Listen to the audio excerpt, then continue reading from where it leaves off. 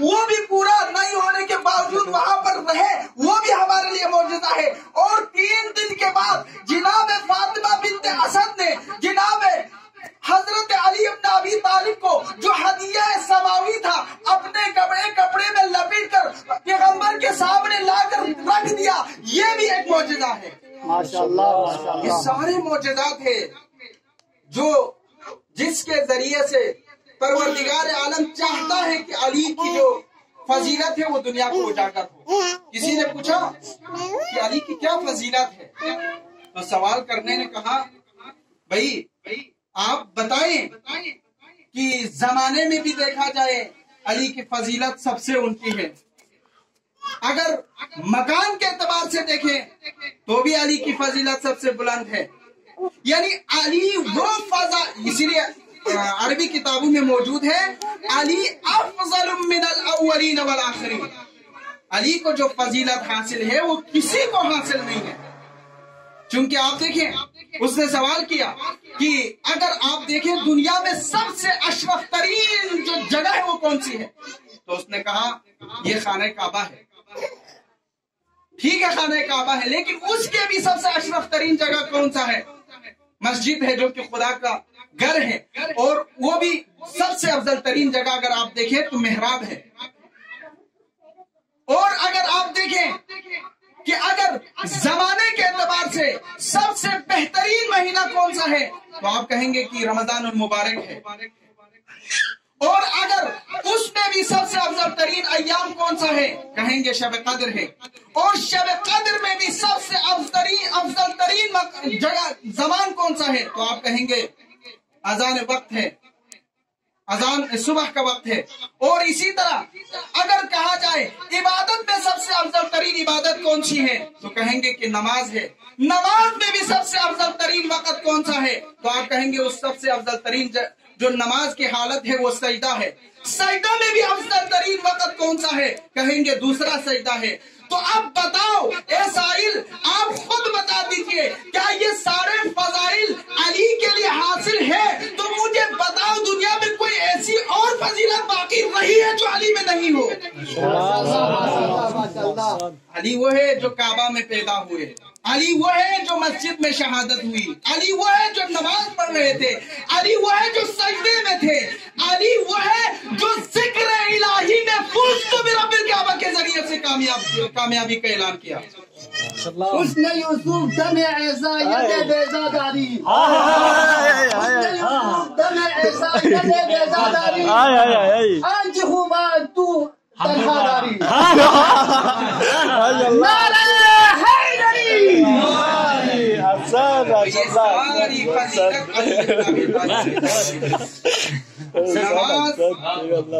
رمضان، شب قدر، سجدہ، اور مسجد میں ولادت، کعبے میں ولادت، مسجد طیبہ میں شہادت، وہ بھی محراب مسجد میں۔ دنیا میں اور فضیلت نہیں ہے جو کسی کو اس طرح سے حاصل ہو۔ تو علی کو اللہ سبحانہ و تعالی نے مسجد میں انسانوں کو دیا اس لیے کہ یہ خطیب سلونی ہے، اور مسجد سے ہی بلا لیا چونکہ خطیب سلونی ممبر سے ہی ہم اٹھائیں گے۔ یہ علی کا کردار ہے، ابتدا بھی دنیا میں آئے تو ممبر پر، آخر میں جاتے وقت کی ممبر سے اٹھائیں، محراب سے اٹھائیں، تو یہ علی کی فضیلت ہے۔ تو جو حدیث پیغمبر اکرم صلی اللہ علیہ وآلہ وسلم کی میں نے پیش کی، وہ حدیث اگر دیکھی جائے تو بہت سارے لوگ جب ہم صحابہ کی بات کرتے ہیں، کچھ علمی باتیں ہو جائیں چونکہ طلباء کی محفل ہے، علماء کی محفل ہے، آپ سے تصدیق بھی ہو جائیں گے، تو بہت سارے لوگ کہتے ہیں جب ہم صحابہ کی بات کرتے ہیں تو کہتے ہیں صحابہ سارے رضی اللہ عنہ ہے، اور سارے صحابہ جو ہے افضل ہیں، ان کو ہم کچھ بھی نہیں کہہ سکتے، ان کے فضائل کا ہم انکار کریں تو کافر ہو سکتے ہیں۔ ان سے میرا سوال ہے کہ سورہ منافقون کس لیے نازل ہوا؟ صرف سورہ منافقون نہیں ہے، سورہ بقرہ کی ابتدائی چند آیات، 10 آیتیں تقریباً موجود ہیں جو منافقین کے بارے میں موجود ہیں، جیسے کہ وَمِنَ النَّاسِ مَن يَقُولُ آمَنَّا بِاللَّهِ، بعض لوگ कहते हैं कि हमने अल्लाह पर ईमान ले आया है। वबिल आखिरती हुम युकिनून, वबिल आखिरह, और वो कहते हैं कि हमने आखिरत पर भी ईमान ले आए हैं। अल्लाह पर ले ईमान ले आना, आखिरत पर ले ईमान ले आना, ये मोमिन की दलील है। आप इससे पहले वाली आयत पे देख सकते हैं कुरान मजीद से, सूरह बकरा की इब्तिदा में। अल्लाह पर ईमान ले आना, यौम आखिरत पर ईमान रखना, ये मोमिनीन की अलामत में से है। लेकिन अजीब मंतिक है यहाँ पर, जो लोग कह रहा है कि मैं अल्लाह पर ईमान ले आ रहा हूँ और हमने आखिरत पर भी ईमान रखा हुआ है। अल्लाह कह रहा है वमा हुम बिमुमिनीन, ये लोग मोमिन नहीं है। आखिर कौन लोग हैं ये लोग जो मोमिन नहीं है? लोग कहते हैं कुरान में मुनाफिकीन का तज़किरा मौजूद नहीं है। लोग कहते हैं सहाबा में मुनाफिकीन मौजूद नहीं थे। इतने अक्ल के अंधे लोग हैं जो कहते हैं कि सहाबा के हम मुनाफिकीन पाए नहीं जाते। अगर नहीं होते सूरह मुनाफिकून किन लोगों के लिए नाज़िल हुआ? सूरह बकरा की इब्तिदाई 10 आयतें किन के लिए नाज़िल हुआ? और ये पैगंबर का इरशाद गिरामी किन के लिए है? जिसमें कहा जा रहा है या अली ला युहिब्बुका इल्ला मोमिन, आपसे मोहब्बत कोई नहीं रखेगा मगर मोमिन होगा, और आपसे बुग़्ज़ कोई नहीं रखेगा मगर वो मुनाफिक होगा। तो ये मुनाफिक की पहचान बुग़्ज़ अली से है। अब हम यहाँ से इस्तेदलाल कर सकते हैं कि जो कोई अली से बुग़्ज़ रखे वो इसी सूरह मुनाफिकून के मिस्ताक है। जो कोई अली से मोहब्बत रखे वो विलायत अमीर मोमिनीन के मुकर्रीन में से है, इकरार करने वालों में से है। तो हम यहाँ से इस्तेदलाल कर सकते हैं। इसीलिए लोगों को बताना था अली इब्न अबी तालिब अलैहिस्सलातु वस्सलाम की फजीलतों को।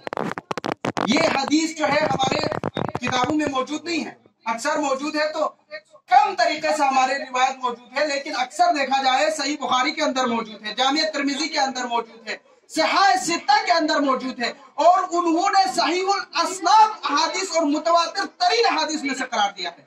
लेकिन आप और हम इस हदीस पर ज्यादा तवज्जो न देने की वजह से आजकल की जो जदीद मुफ्तियान है वो कहते हैं ये सही हदीस नहीं है, ये मुख्तरा है, ये मौजू है, कहना शुरू हो चुके हैं। आप देख सकते हैं नेट की दुनिया में, आप सर्च करें, पहले उलमा ने जितने भी सही हदीस करार दिया था उनमें से एक यही हदीस है जो मौजू करार दिया जा रहा है। और एक और हदीस भी है जिसमें अम्मार से कहा जा रहा है, पैगंबर अकरम फरमा रहा है कि ए अम्मार, या अम्मार, कुल्लुन नास सलका वादियन व अलीयुन फी सलकिन आखर, सारे लोग एक वादी में चला जाए और अली एक वादी में हो तो फस्लुक वादी अलीन, आप अली के वादी को अखज़ करो, चूंकि अली का वादी वो है जो तुम्हें हिदायत तक ले जाएगा, वदअन नास, और लोगों की जो रास्ता है वो छोड़ दो चूंकि वो दलालत तक तुम्हें पहुंचाएगा। ये हदीस भी मुस्तनद तरीन हदीस में से शुमार होता है, मुतवातिर तरीन हदीस में से शुमार होता है, लेकिन ये भी मौज़ूआत में से करार देना शुरू कर चुके हैं। ये फज़ाइल अली इब्न अबी तालिब अलैहिस्सलातु वस्सलाम के हवाले से अगर देखा जाए तो हमारे लिए ज्यादा काउंटिंग करने की जरूरत है, ज्यादा तादाद को बयान करने की जरूरत है जो खुसूसन इन जैसे मवारिद को बयान कर रहा है।